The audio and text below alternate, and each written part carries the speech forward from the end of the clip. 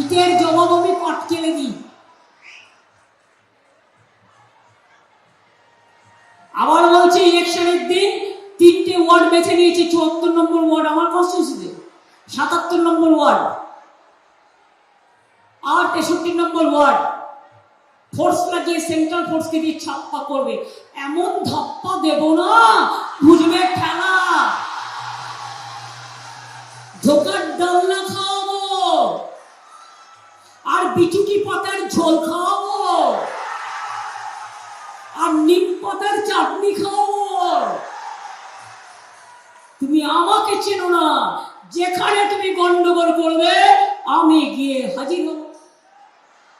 তুমি আটকাও আমাকে, আমাকে তুমি ব্যান করবে, আমাকে ব্যান করলে সারা ভারতবর্ষ সারা পৃথিবী আমাকে দেখাবে। আমি ঘরে বসে সত্যাগ্রহ করব, আমার বাড়ির বারান্দায় বসে সারা দেশে তোলপাড় হবে, সারা বিশ্বে তোলপাড় হবে। আর তোমাদের হল্লাবাজি, তোমাদের হুল্লোড় আর তোমাদের হল্লাবাজি, হল্লার দলকে আমি ঘরে ঢুকিয়ে ছাড়বো। এটা আমার প্রতিজ্ঞা, এটা আমার শপথ, এটা আমার অঙ্গীকার। 1000 কর্মীদের বলছে গেঁজা কেস দাও, টাকা নিয়েছে কেস দাও, বোম মেরেছে কেস দাও, তাদের বিরুদ্ধে কোনো কেস নেই। আর যে টাকা নিয়েছে গদ্দার সব থেকে বেশি, এই আপনাদের প্রার্থী সব থেকে বেশি। আগে তাদের গ্রেফতার করুন, তারপরে তৃণমূল কংগ্রেসের গায়ে হাত দিন। কেন এক পক্ষ? আমি এরকম নির্বাচন কোনোদিন দেখিনি।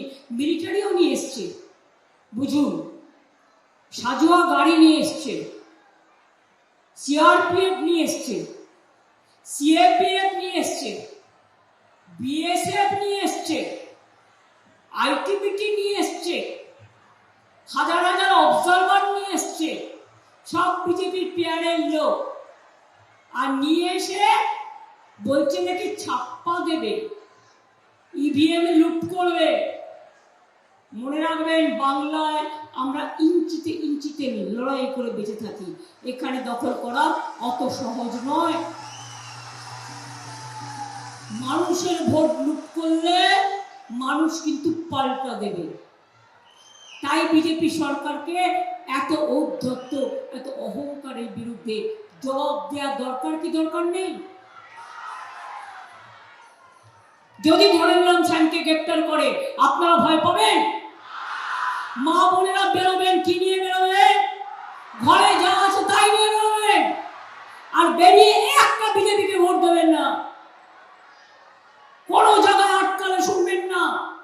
ইভিএম মেশিন কাউন্টিং থেকে পোলিং সেন্টার থেকে যখন যাবে, ওইখানে ইভিএম মেশিন চেঞ্জ করবে, এটা ওদের প্ল্যান আছে।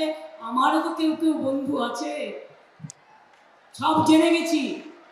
আর কাউন্টিং এর দিনও যেখান থেকে ভোটিং সেন্টার থেকে পোলিং পর্যন্ত নিয়ে আসবে, কাউন্টিং ভোটের পোলিং থেকে, সেখানেও রিক করবে, মেশিন পাল্টাবে। আবার বলছি, ভোট কাউন্টিং এর সময় কম্পিউটারে যেটা গোনা হবে তার থেকে তৃণমূলের 500 করে কম দেখাবে। আর প্রথম দিকে বিজেপি জিতছে বলে রটিয়ে দেবে ওদের সিটগুলো জিতিয়ে। কিন্তু দেখবে, সূর্যোদয় যেমন শুরু হয়, সূর্যাস্ত হয়। যেই সূর্যাস্ত হবে বিজেপি পগার পার হবে, এটা মাথায় রাখবেন। বাংলার মানুষদের ভোট দেবে না। যে অত্যাচারণা করেছে, যে অনাচারণা করেছে, যে ভ্রষ্টাচার, জানেন তো, একটা ছিচকে চোর 5 টাকা নিলে চোর চোর বলে চিৎকার করে। আর যে লুকিয়ে লুকিয়ে ছলনা করে লক্ষ লক্ষ কোটি টাকা দেশ থেকে বিদেশে পাচার করে দেয়, আর যারা লক্ষ লক্ষ কোটি টাকা উড়িয়ে দিয়ে দেশকে বিক্রি করে দেয়, তাদেরটা কিন্তু কেউ দেখতে পায় না। মজাটা এখানে, যতদিন ক্ষমতায় থাকবে কেউ কিছু দেখতে পাবে না। ক্ষমতায় কাল চলে গেলে পরশুদিন চোখে সর্ষের ফুল দেখবে। প্রত্যেকটা কেসের বিচার হবে, প্রত্যেকটা কেসের তদন্ত হবে। যে যেখান থেকেই আসুন, যার যেখানেই থাকুন, সবার তালিকা, চন্দ্র সূর্য গ্রহ তারা সব লেখা আছে, নোট করা আছে, যে যেখানেই থাকুন খুঁজে নিয়ে এসে বিচুটি পাতার নাড়ু তো খাওয়াবই, আজ আর কাল। বাংলায় না থেকে দিল্লিতে থাকবে, ওখানে খাওয়াবো। উত্তরপ্রদেশ থাকবেন, ওখানে খাওয়াবো। রাজস্থানে থাকবেন, ওখানে খাওয়াবো। মধ্যপ্রদেশ থাকবেন, ওখানে খাওয়াবো। হরিয়ানা থেকে নিমাংশু লাল বড় বড় লাড্ডু খাওয়াবো তোমায়। তুমি প্রশাসনকে অনেক ভয় দেখাচ্ছ আর চাপে রেখেছো। আর একটা আছে বলির পাঠা, সিঙ্গুর দখল করেছিল, নন্দীগ্রামে তাপসী মালিক হত্যা থেকে জমি দখল করেছিল, তিনি হয়ে গেছেন এদের কেয়ারটেকার। নাম বলতে লজ্জা করে। হর্টিকালচারেও অনেক খেয়েছে, এদের আমি খুব ভালো চিনি, কিন্তু আমি একটু বেশি ভদ্রতা দেখি, এটা আমার দোষ। কাজে এবার হবে বদলা, গণতন্ত্রের বদলা। অনেক সহ্য করেছি, আর নয়। অনেক কুচ্চা, অনেক অপপ্রচার। তোমার বুকের পাটা থাকতো, তুমি বাজেটে বলতে মহিলাদের এত টাকা দেব। কই বাজেটে তো তুমি বললে না। একটা রাজ্যের জন্য তো হয় না, সারা ভারতবর্ষের জন্য করতে হয়। কাকে ছলনা করছো?